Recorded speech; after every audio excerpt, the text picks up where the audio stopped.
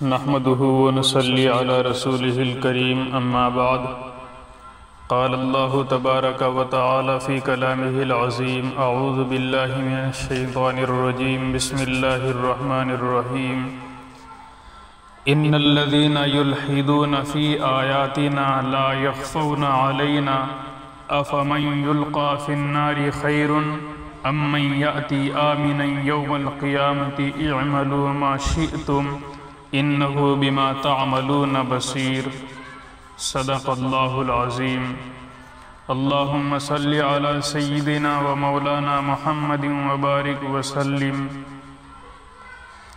عزیزان محترم، اس وقت ایمان سوز فتنوں میں سے ایک مہلک اور خطرناک فتنہ شکیلیت ہے، جس کا بانی شکیل بن حنیف مدعی مہدویت و مسیحیت کذاب زمانہ ہے۔ بلا شبہ اس کی ارتدادی کوششیں قادیانیت کے پلیٹ فارم سے انجام پانے والی کوششوں سے بہت حد تک ملتی جلتی ہیں، بلکہ شکیلیت کا فریب ایک لحاظ سے قادیانیت کے مقابلے میں ایک گنا زائد ہے، کیونکہ قادیانیت کے ماننے والے عام طور پر اسلامی شکل و صورت اور عالمانہ لباس میں نہیں ہوتے، جبکہ شکیلیت کے ماننے والے چہرے مہرے سے مکمل طور پر مسلمان ہونے کا ثبوت پیش کرتے ہیں، تاکہ اس حلیے کی ظاہر داری اور فریب کاری سے مسلمانوں کا شکار کیا جا سکے۔ اس سے اندازہ لگایا جا سکتا ہے کہ مرتد بنانے میں قادیانیت سے زیادہ سنگین اور ضرر رساں شکیلی جماعت ہے۔ غالباً یہی وجہ ہے کہ اس فتنے سے دین بیزار اور دیندار سمجھے جانے والے اور کالج کے تعلیم یافتہ ہر طرح کے لوگ متاثر ہیں، اور اس نے چند سالوں کی قلیل مدت میں ملک کے طول و عرض بلکہ بیرون ملک کے بعض مقامات میں شکیلیت کے اتنے بے شمار بیج بو دیے ہیں کہ جس کو سن کر دل رنجیدہ اور آنکھیں اشکبار ہو جاتی ہیں۔ اس کی سنگینی اور قلوب کو تڑپا دینے واقعات کو دیکھتے ہوئے لوگوں کی طلب ہو رہی ہے کہ اس فتنے کی اصلیت اور دجل و تلبیس سے امت مسلمہ کو واقف کرایا جائے۔ چنانچہ مظاہر علوم کی زیر نگرانی ہریانہ و پنجاب اور ہماچل میں جو مکاتب قائم ہیں، 5 ماہ قبل جامعہ مظاہر علوم میں وہاں کے معلمین کے لیے ایک تربیتی کیمپ منعقد ہوا، جس میں بعض معلمین نے اس فتنے کی بابت بھی کچھ خاص جانکاری کی فرمائش کی تھی۔ اس کے تعلق سے جامعہ مظاہر علوم سے مختلف عنوانات کے پیش نظر کتابیں شائع ہوتی رہیں، اور اللہ تبارک و تعالی نے ہمارے مدارس اسلامیہ کے ذریعے فرق باطلہ کا رد فرمایا ہے۔ قرآن کریم میں اللہ تعالیٰ نے ارشاد فرمایا ان الذین یلحدون فی آیاتنا لا یخفون علینا افمن یلقی فی النار خیر ام من یأتی آمنا یوم القیامہ اعملوا ما شئتم انہ بما تعملون بصیر، کہ جو لوگ ٹیڑھے چلتے ہیں ہماری باتوں میں وہ ہم سے چھپے ہوئے نہیں، بھلا ایک جو پڑتا ہے آگ میں وہ بہتر، یا ایک جو آئے گا امن سے قیامت کے دن وہ بہتر ہے؟ کیے جاؤ جو چاہو، بے شک جو تم کرتے ہو اللہ تبارک و تعالی وہ سب دیکھتا ہے۔ ایمان آدمی کا سب سے بڑا سرمایہ ہے، اسی کی خاطر ایک انسان بڑی سے بڑی قربانی دینے کے لیے آمادہ ہو جاتا ہے۔ باطل پرست لوگ بھی اپنے خود ساختہ عقائد و نظریات کو درست باور کراتے ہیں، مگر حقیقت کی کسوٹی پر کبھی ثابت نہیں کر سکتے، نہ ان باطل نظریات کے ساتھ ان کی نجات ہو سکتی ہے۔ اسلام کا قطعی فیصلہ ہے کہ مسلمان ہونے کی صرف ایک صورت ہے، اور وہ یہ ہے کہ امام الانبیاء والمرسلین پر نازل ہونے والی کتاب قرآن کریم اور اس کے اصول و قوانین کو مانا جائے۔ جبکہ کافر ہونے کی کئی شکلیں ہیں، ایک یہ کہ پورے دین اسلام ہی کو نہ مانے، دوسری شکل یہ ہے کہ اسلام کی بعض باتوں کو مانے اور بعض کو نہ مانے، تیسری صورت یہ ہے کہ اسلام کی تمام باتوں کو مانے، صرف کسی ایک بات کا انکار کرے، چوتھی صورت یہ ہے کہ اسلام کی تمام باتوں کو ماننے کا دعویٰ کرے لیکن قرآن و حدیث میں آئے ہوئے الفاظ کا ایسا خود ساختہ معنی و مطلب بیان کرے جو سرکار دو عالم صلی اللہ علیہ وسلم، صحابہ، تابعین، مفسرین، محدثین اور پوری امت مسلمہ کے خلاف ہو۔ اس آخری صورت کو دوسرے لفظ میں الحاد کہتے ہیں، جس کی مذمت آیت شریفہ میں کی گئی ہے۔ یہ سب کفر ہی کی مختلف شکلیں ہیں، جیسے ترازو کے دو پلڑے ہیں کہ ان کے برابر ہونے کی صرف ایک صورت ہے کہ دونوں پلڑے ایک دوسرے کے بالکل برابر ہوں، لیکن اختلاف کی کئی صورتیں ہیں۔ ایک پلڑا دوسرے پلڑے سے زیادہ جھکا ہوا ہو، یہ بھی اختلاف ہے، ایک پلڑا دوسرے پلڑے سے کم جھکا ہوا ہو، یہ بھی اختلاف ہے۔ یہی حال اسلام کا ہے کہ مسلمان ہونے کی صرف ایک ہی صورت ہے اور کافر ہونے کی کئی صورتیں ہیں۔ مرزا غلام احمد قادیانی اور شکیل بن حنیف کے ماننے والے اسلام دوست نہیں بلکہ اسلام کا نام لے کر اسلام کی جڑیں کھودنے والے آستین کے سانپ ہیں، کیونکہ دونوں نے مسلمات اسلامیہ کا انکار کیا ہے۔ اسلام کا بنیادی عقیدہ عیسیٰ ابن مریم کے نزول کے منکر ہیں اور قرآن و حدیث میں من مانی تعویلیں کرنے والے، نیز سرکار دو عالم صلی اللہ علیہ وسلم، صحابہ کرام اور پوری امت مسلمہ کے برخلاف الفاظ قرآن و حدیث کے نئے معنی بیان کرنے والے دھوکے باز ہیں۔ اس لیے مسلمان آگاہ رہیں کہ شکیل کے ماننے والے کافر اور دائرہ اسلام سے خارج ہیں۔ علماء کرام اور مفتیان عظام نے ان کے کفریہ عقائد کی بنا پر انہیں زندیق اور کافر بتایا ہے۔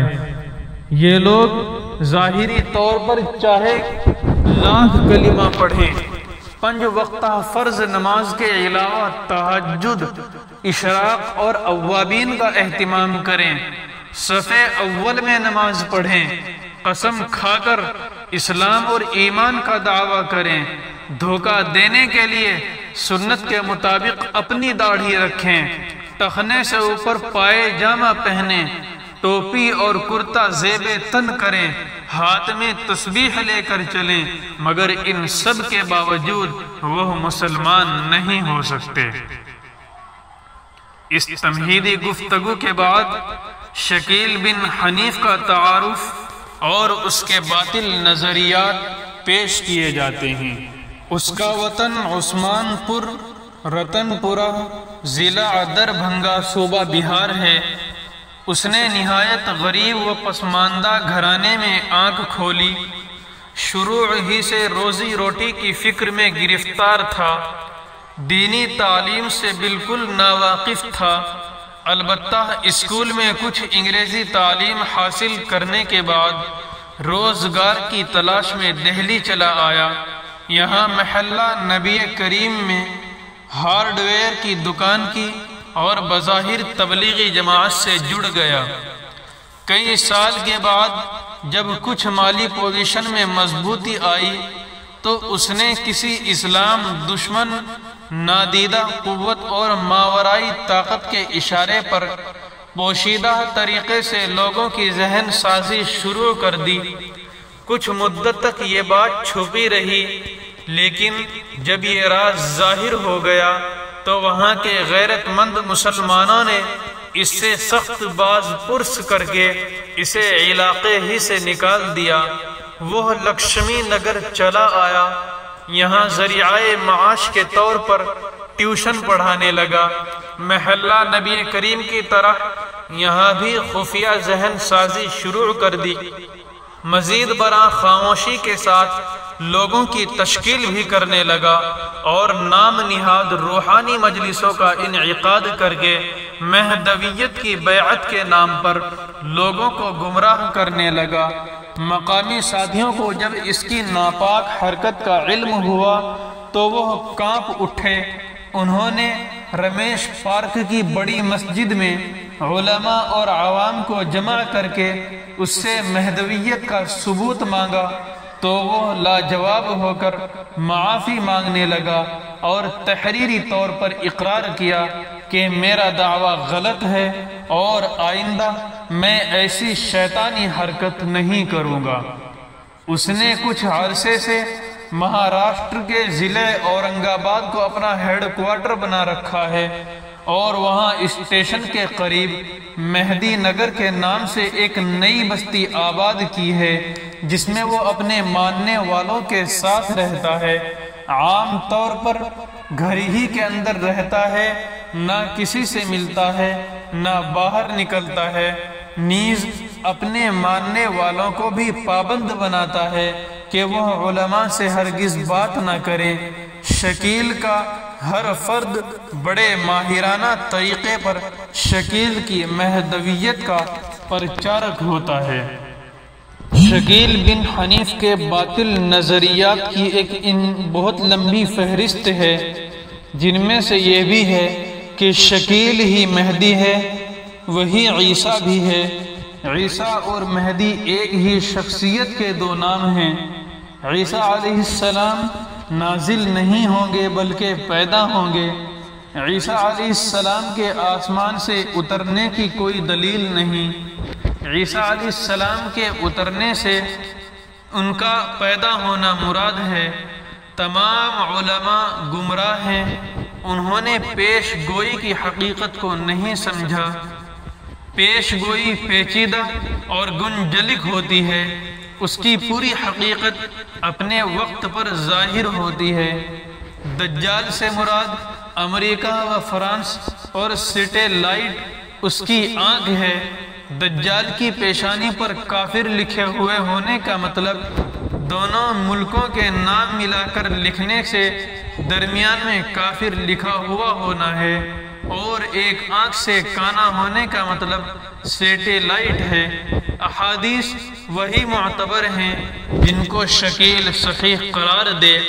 پیش گوئیوں کا تعلق علم غیب سے ہے، اور غیب کا علم صرف اللہ کے پاس ہے، اور وہ اس میں سے کوئی بات بتانا چاہتا ہے تو صرف اپنے نبی کو بتاتا ہے۔